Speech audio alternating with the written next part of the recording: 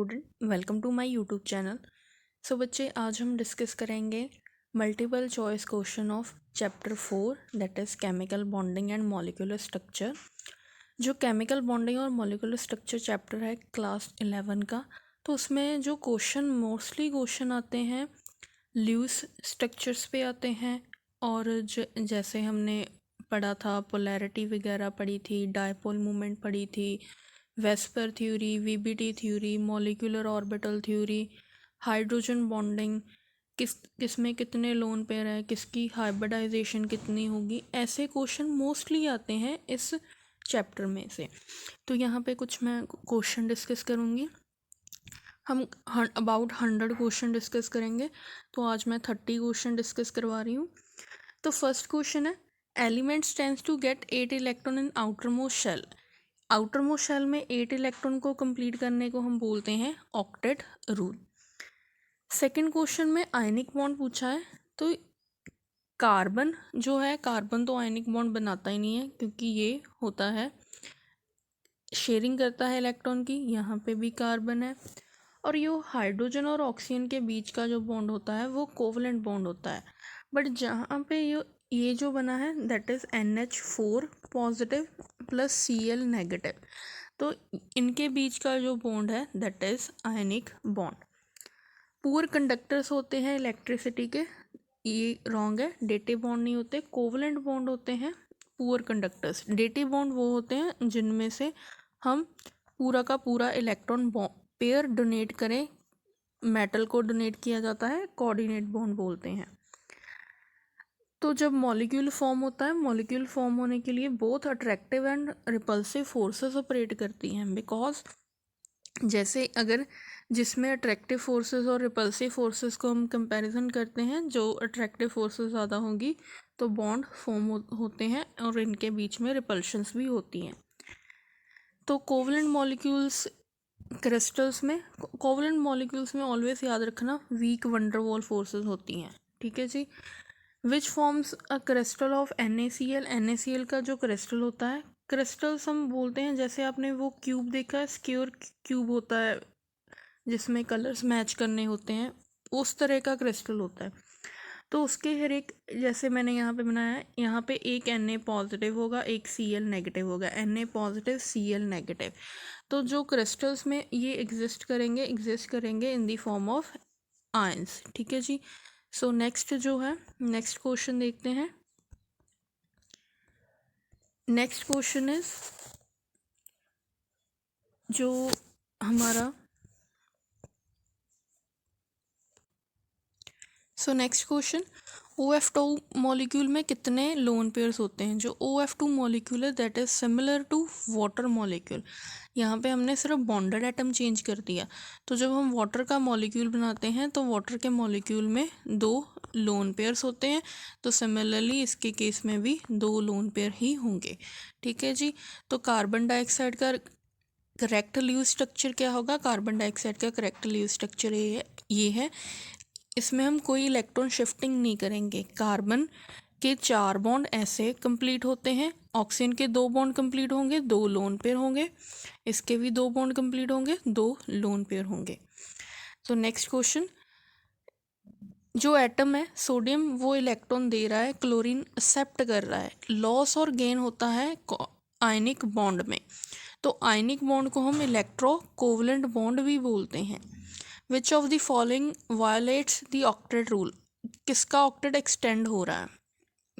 PCl5 है, ये इसका ऑक्टेट कंप्लीट होगा, इसका ऑक्टेट कंप्लीट होगा, इसका भी कंप्लीट होगा।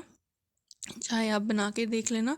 जैसे NF3 है, NF3 में 2 लोन पेयर होते हैं, ये फ्लोरीन पिरामिडल ज्योमेट्री और फ्लोरीन। तो 2 4 6 8 CBr4 ऐसे स्ट्रक्चर होता है। 2 यहाँ पे ये 2 इलेक्ट्रॉन, ये 2 इलेक्ट्रॉन, 8। तो जिसका ऑक्टेट वायलेट्स करेगा दैट इज़ PCl5। PCl5 का स्ट्रक्चर होता है कुछ इस तरह का, जिसमें ये 2 एक्सियल बॉन्ड होते हैं और ये 3 इक्वेटोरियल बॉन्ड होते हैं। तो हर एक बॉन्ड में 2 इलेक्ट्रॉन है, तो टोटल होंगे 10 इलेक्ट्रॉन। तो answer is PCl5। Zero dipole movement carbon dioxide की इसलिए क्योंकि HF, अगर हम HF इज़ लीनियर, तो fluorine is more electronegative than hydrogen, तो डायपोल मूवमेंट एग्जिस्ट करेगी। नेक्स्ट सिमिलरली यहाँ पे हम Br लगा दें तभी एग्जिस्ट करेंगी। वाटर का स्ट्रक्चर होता है ऐसे, तो ऑक्सीजन मोर इलेक्ट्रोनेगेटिव ऐड होएगी।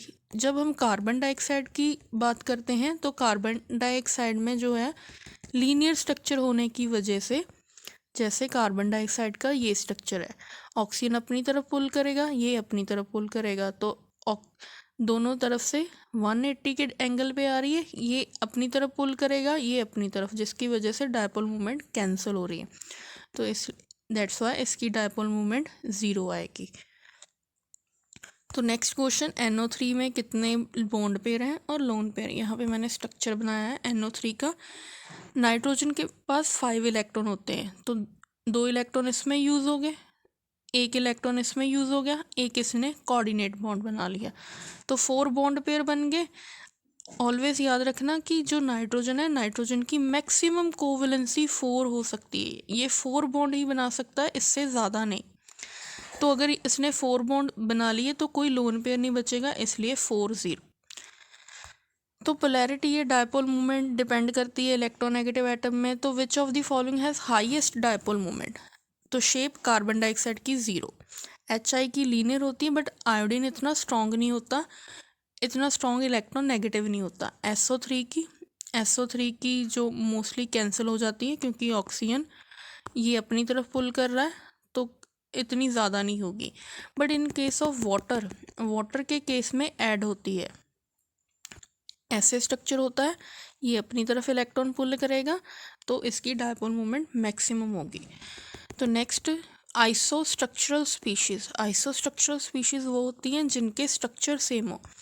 तो NF3 और BF3 का स्ट्रक्चर सेम नहीं होता। NF3 का होता है नाइट्रोजन पे लोन पेयर, तो F और F। जो BF3 का स्ट्रक्चर होता है वो ट्रिगनल पिरामिडल ज्योमेट्री होती है। Similarly in this case BCl3 और BrCl3 ब्रोमीन पे लोन पेयर होते हैं। BCl3 is this, BrCl3 is T shaped, ठीक है जी, इसमें एक लोन पेयर होगा। तो next, NH3 and NO3 negative. NH3 का स्ट्रक्चर ऐसे होता है पिरामिडल, और NO3 का होता है स्ट्रक्चर, अभी मैंने बनाया था दिस वन, तो स्ट्रक्चर सेम नहीं है। बट BF4 नेगेटिव का क्या मतलब है, जो बोरोन है, बोरोन के वैलेंस शेल में 3 इलेक्ट्रॉन होते हैं, वैलेंस शेल में 3 इलेक्ट्रॉन होते हैं, -1 आ गया तो हमने यहाँ पे एक ऐड कर दिया तो 4 इलेक्ट्रॉन आ गए। तो ये जैसे ये बोरोन है 1s2 2s2 2p1, तो 2s2 को हम एक्साइट करवा देते हैं, ये 3 और ये 4 जो नेगेटिव साइन आया। सिमिलरली जो नाइट्रोजन है, नाइट्रोजन के वैलेंस शेल में होते हैं 5 इलेक्ट्रॉन, तो हम ये फुली फिल्ड होता है, ठीक है जी, तो ये वाला फुली फिल्ड है, तो प्लस आ गया, यहाँ से इलेक्ट्रॉन हम ऐसे, ये आगे सिंगली फिल्ड, तो ये हाइब्रिडाइज, ये इन्वॉल्व होंगे बॉन्डिंग में, तो दोनों सिमिलर है, सिमिलर इलेक्ट्रॉन इन्वॉल्व हो रहे हैं, तो इनकी जो ज्योमेट्री होगी वो भी सिमिलर होगी। कैसी ज्योमेट्री, दैट इज़ पिरामिडल, जो कार्बन की ऐसी ज्योमेट्री होती है टेट्राहेड्रल, इनकी ज्योमेट्री वैसी होगी। I3 नेगेटिव में जो number of lone pairs of electron, that is not 9, wrong answer है। तो I3 नेगेटिव, आयोडीन ने 3 बॉन्ड बनाने हैं, तो ये 3 बॉन्ड ऐसे बनाएगा, ये I3 नेगेटिव है, तो 2 बॉन्ड यूज़ हो गए। जो I3 नेगेटिव होता है दैट इज़ फुली फिल्ड लेंगे हम, यहाँ पे 2p6 आएगा, तो एक साइड करवाएंगे, तो इसमें 3 लोन पेयर्स होंगे। मैं दोबारा बनाती हूँ, ये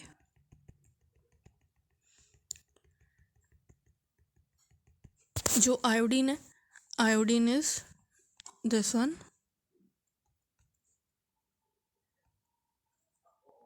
नेगेटिव आ गया तो 6 कर दिए।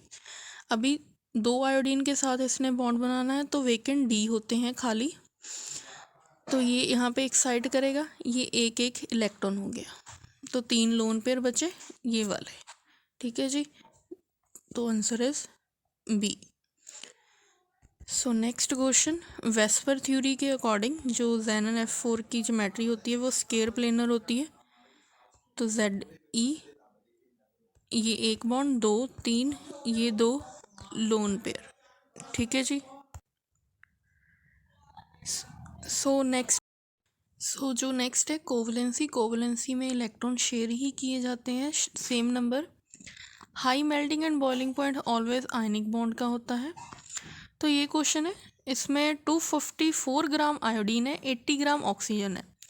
तो जो आयोडीन का एक आयोडीन का मास होता है 127 और एक ऑक्सीजन का मास होता है 16। अब 254 है, 254 को जब हम 2 के साथ डिवाइड करेंगे तो 127 आएगा, तो दैट मीन 254 में कितने आयोडीन आ रहे हैं 2।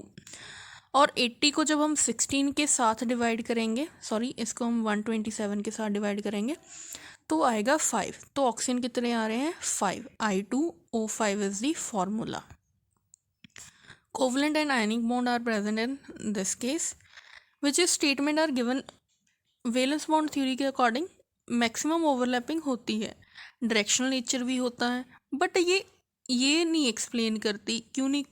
तो जो मैग्नेटिक नेचर है वो जनरली एक्सप्लेन किया जाता है MOT के थ्रू, तो that's why this is only 1 and 2 are correct.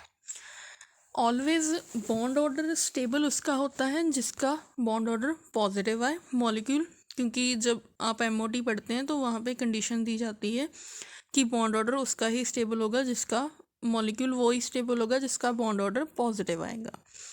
तो कोसल और ल्यूइस ने जो आयनिक एंड कोवलेंट बॉन्ड दिए थे, तो जो एटम है वो आयंस में डिफर करता है, जैसे Na+ और Na, तो इनमें इसमें 10 इलेक्ट्रॉन है, इसमें 11 है, तो नंबर ऑफ इलेक्ट्रॉन डिफर होते हैं।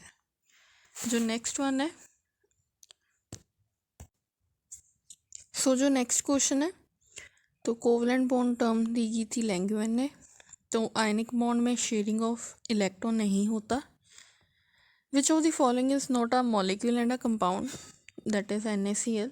NaCl स्प्लिट होता है आयंस में, तो ये आयंस में एग्जिस्ट करता है क्रिस्टल में।